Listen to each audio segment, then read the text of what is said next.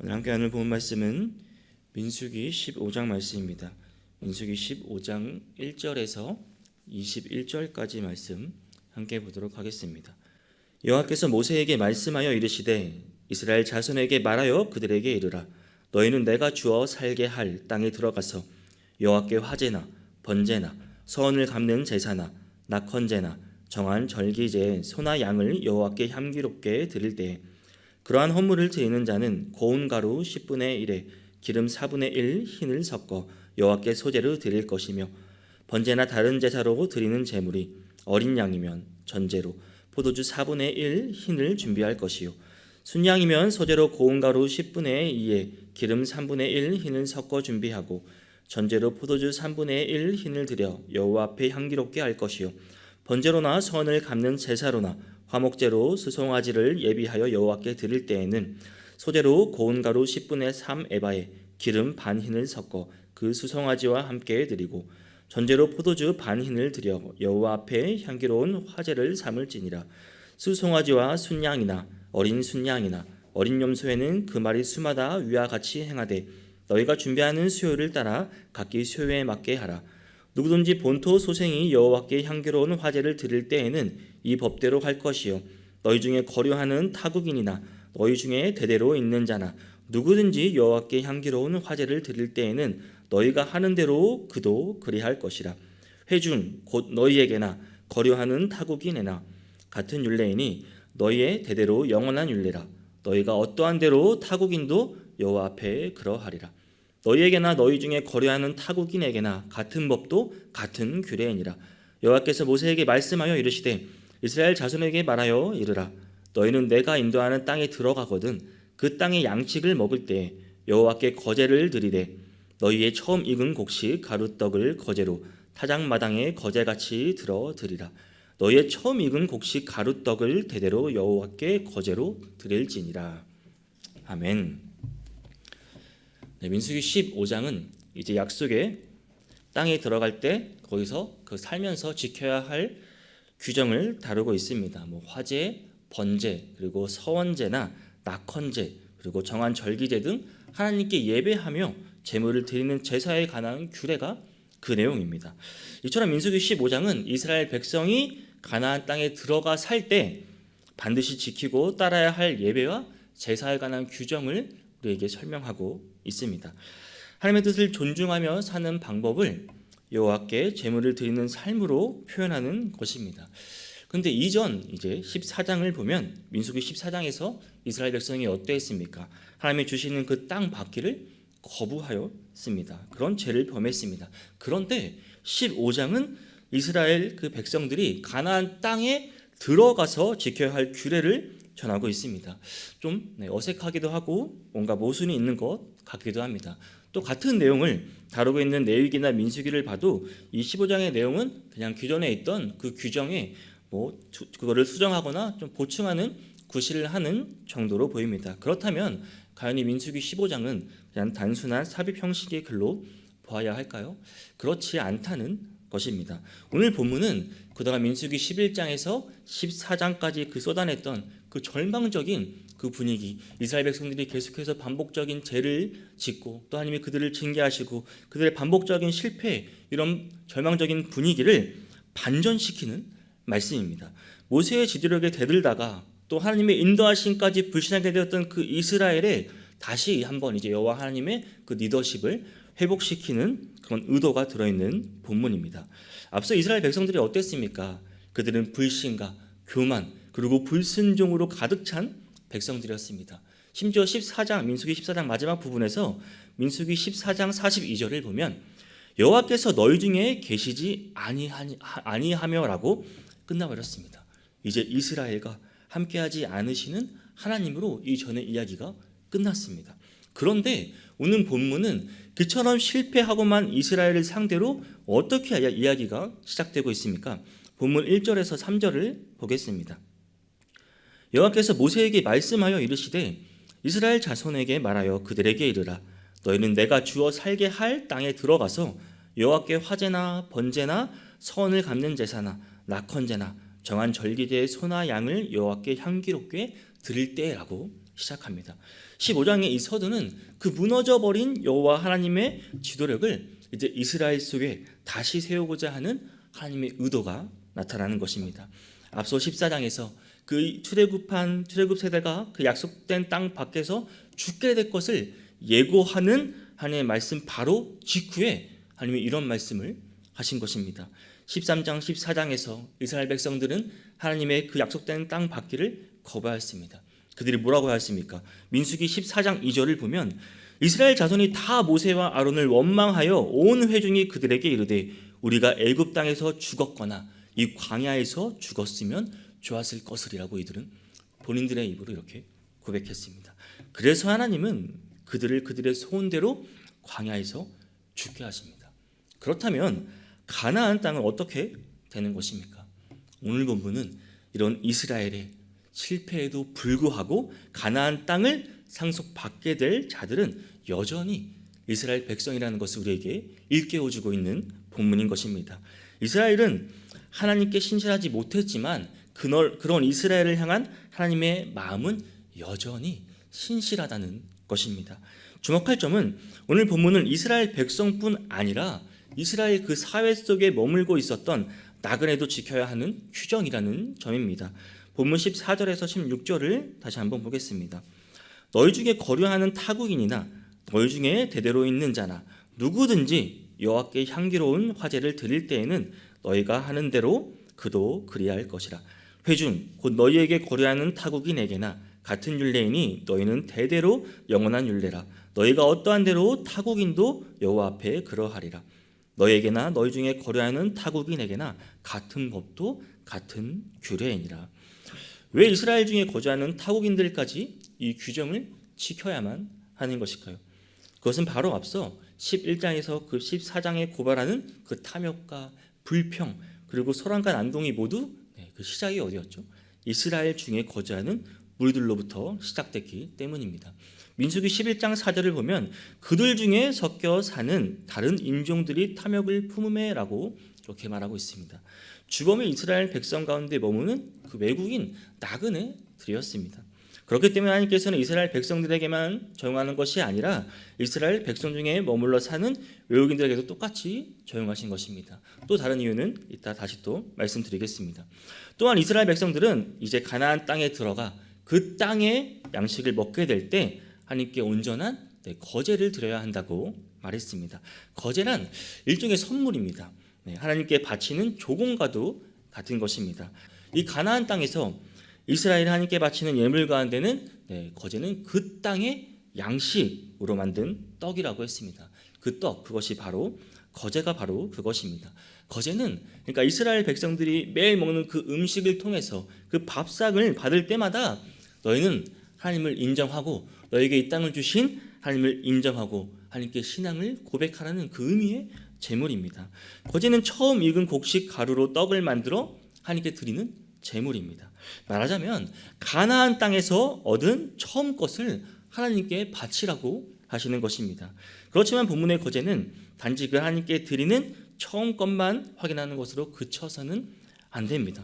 그것을 우리가 매일 음식을 먹을 때 그 밥상 앞에서 그 땅과 그 소산을 주관하시는 창조주 하나님, 땅에서 나는 것으로 그 이스라엘을 먹이시는 그 아버지 하나님, 가나안 땅의 소산으로 이스라엘을 보살피시는 여호와 하나님을 인정하라는 것입니다. 거제는 일종의 우리가 식사기도 같은 것입니다. 주님의 기도가 오늘날 우리에게 일용할 양식을 주옵시고라고 가르치고 있는 것처럼 이스라엘 백성에게 일용할 양식을 주시는 여호와 하나님께 대한 기도를 가르치고 있는 것입니다. 날마다 대하는 우리의 이 밥상 앞에서 이 식탁 앞에서 무엇을 느끼기를 원하셨을까요? 골로새서 3장 15절에서 17절 말씀입니다. 그리스도의 평강이 너희 마음을 주장하게 하라. 너희는 평강을 위하여 한 몸으로 부르심을 받았나니 너희는 또한 감사하는 자가 되라. 그리스도의 말씀이 너희 속에 풍성히 거하여 모든 지혜로 피차 가르치며 권면하고 시와 찬송가 신령한 노래를 부르며 감사하는 마음으로 하나님을 찬양하고 또 무엇을 하든지 말에나 일에나 주 예수의 이름으로 하고 그를 힘입어 하나님 아버지께 감사하라. 아멘. 오늘 본문은 가나안 땅에 들어가서 드려야 하는 제사에 관한 규정입니다. 3절에서 16절은 제단인의 소나 양을 태우는 모든 희생 제사에 대한 규정을 말하고 있고 17절에서 21절은 곡식가루로 드리는 제물과 관련된 규정입니다. 이스라엘은 화제, 번제, 선제, 낙헌제, 정찰, 절기제로 이제 소나 양을 하나님께 드릴 때 적당한 양의 또 고운 가루, 기름, 포도주를 함께 섞어 드려야 했습니다. 오늘 본문은 이스라엘의 실패에도 불구하고 가나안 땅을 그 아브라함의 후손으로 주시겠다 하신 그 하나님의 약속은 여전히 유효하다는 것은 하나님이 여전히 신실하다는 점을 우리에게 가르치고 있는 것입니다. 특히 오늘 본문의 1절에서 16절에서 그 제사들은 모두 하나님과 이스라엘의 맺은 관계를 지속해 유지하게 하는 장치인 것입니다. 구약의 예배는 하나님과 이스라엘 사이에 오가는 교제였습니다. 이들은 그런 제사를 통해서 예배를 통해서 하니까 교제를 냈습니다. 많은 예물과 제물을 모두 하나님의 말씀을 이스라엘 삶 속에서 풍성하게 만드는 장치인 역할을 하는 것입니다. 예배하고 또 제사하면서 이스라엘은 하나님과 맺은 그 언약을 다시 한번 확인하고 다시 한번 상기시키는 계기가 되었습니다. 오늘 본문을 시작하면서 하나님께서 어떻게 말씀하시죠? 2절을 보면 너희는 내가 주어 살게 할 땅에 들어가서라고 말씀을 시작하십니다. 그리고 제사, 제물, 예물에 대해 말씀하십니다. 그리고 18절에서 다시 내가 인도하는 땅에 들어가거든 라고 말씀하시면서 거제에 대해 말씀하십니다. 이스라엘 반복되는 실패에도 불구하고 이미 하나님께서는 가나안 땅을 들어갈 것을 염두에 두고 말씀하시는 것입니다. 이미 하나님의 계획하심은 이스라엘 백성들이 가나안 땅, 약속의 땅에 들어가는 것입니다. 그리고 그 사이 15절 16절을 보면 하나님께서는 이스라엘 백성들과 그들 가운데 거류하는 외국인들에게도 동일한 법도와 규례가 영원토록 적용하게 될 것이라는 말씀을 하고 계십니다. 이는 하나님께서 당신을 믿고 이스라엘 백성들 가운데 함께 거류하는 이방인들을 이스라엘 백성들과 아무런 차별 없는 당신의 백성으로 인정하셨음을 분명히 나타내는 말씀입니다.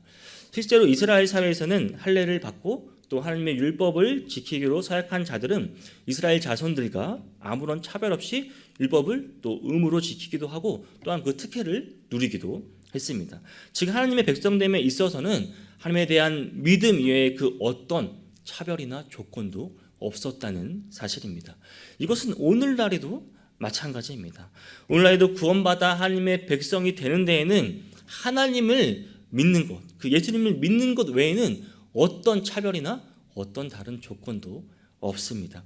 혈통도, 재산도, 사회적 신분도, 신체적 상태도 그 어떤 조건도 구원을 받는데 장애가 될 수 없다는 말입니다.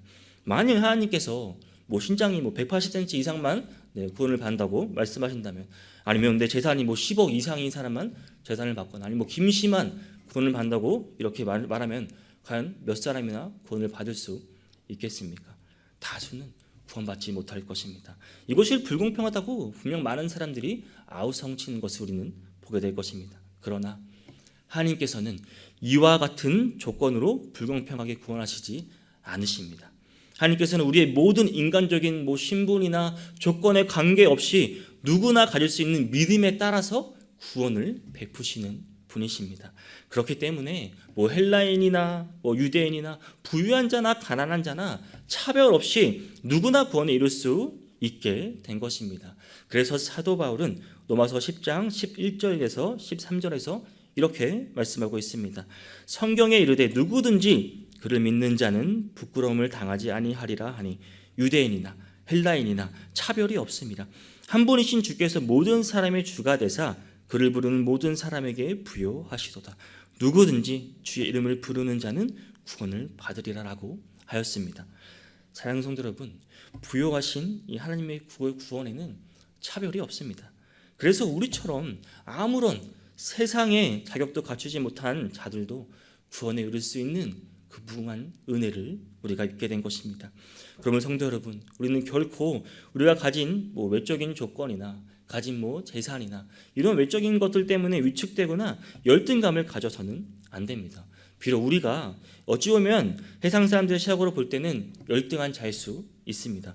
무능한 자처럼 보일 수 있습니다. 그렇다고 할지라도 하나님께서는 구원받은 하나님의 백성입니다. 우리가 바로 하나님의 백성입니다. 여러분, 당당하시기를 바랍니다. 오히려 우리는 열등하고 무능한 우리를 구원하여 또 당신의 백성으로 삼으신 그 하나님의 은혜에 우리는 감사해야 하는 것입니다. 더욱 하나님의 감사하며 하나님의 일에 더 힘쓰는 자들이 되시기를 바랍니다. 여러분, 그렇게 하시기를 바랍니다. 사랑하는 성도 여러분, 하나님께서는 이스라엘 백성과 그들 가운데 거류하는 이방인들을 통틀어 오늘 본문에서 회중이라고 부르셨습니다. 그리고 그들에게 동일한 율례가 적용될 것이라고 말씀하셨습니다. 이는 비록 혈통과 출신이 다른 이방일지라도 이스라엘 백성 중에 거하여 그 하나님 여호와 신앙을 가진 자에 한해서는 하나님 모두 당신의 백성으로 여겨주시겠다는 말씀입니다. 따라서 이처럼 이방인으로서 이스라엘 백성 중에 들어온 자들은 마땅히 이스라엘 백성들과 동일하게 하나님의 율법을 준수하며 하나님의 백성다운 삶을 살아가야만 하는 것입니다. 이것은 우리에게도 마찬가지란 말입니다. 우리들 역시 외적인 조건으로만 본다면 결코 하나님의 자녀가 될 수 없는 존재입니다.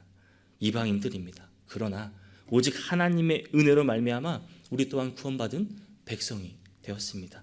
그러므로 이제 우리도 마땅히 하나님의 뜻에 순종하는 하나님의 백성다운 삶을 살아야만 하는 것입니다. 우리 모두 옛사람의 모습을 여러분 버리시기를 바랍니다. 오직 하나님의 백성으로 새로운 삶을 살아가시기를 바랍니다. 그렇다면 성도 여러분, 지금 우리는 완전히 새로워진 삶을 살아가고 있습니까? 우리에게 옛사람의 흔적이 남아있지 않은지 우리 이 시간 함께 돌아볼 수 있기를 원합니다. 오늘 본문에서 하나님께서는 이스라엘 백성들의 실패에도 불구하고 이미 그들에게 약속의 땅을 주실 것을 보여주셨습니다. 말씀이 그를 증거하고 있습니다. 우리도 넘어질 수 있습니다. 실패할 수 있습니다. 그러나 우리에게도 천국에 대한 확실한 소망이 있지 않으십니까? 여러분, 그 천국 소망을 품고 살아가고 있지 않으십니까? 우리를 친히 차별 없이 구원해 주신 그 주님께 감사하지 않으십니까? 우리에게 새로운 삶을 주시고 새로운 소망을 주시고 새롭게 살아갈 이유를 주셨습니다. 여러분, 오늘 하루 살아가실 때 오늘 우리에게 주어진 삶에 감사할 수 있기를 바랍니다. 이스라엘 백성들에게 이미 가나안 땅을 들어갈 것을 보여주며 하나님을 예배하고 하나님께 감사하게 하셨습니다. 오늘 우리 삶에서 우리가 하나님을 예배하고 감사하기를 원합니다. 천국의 소망을 품고 하루하루 주님을 예배하고 감사할 줄 아는 모든 성도님이 되시기를 주님의 이름으로 축복합니다.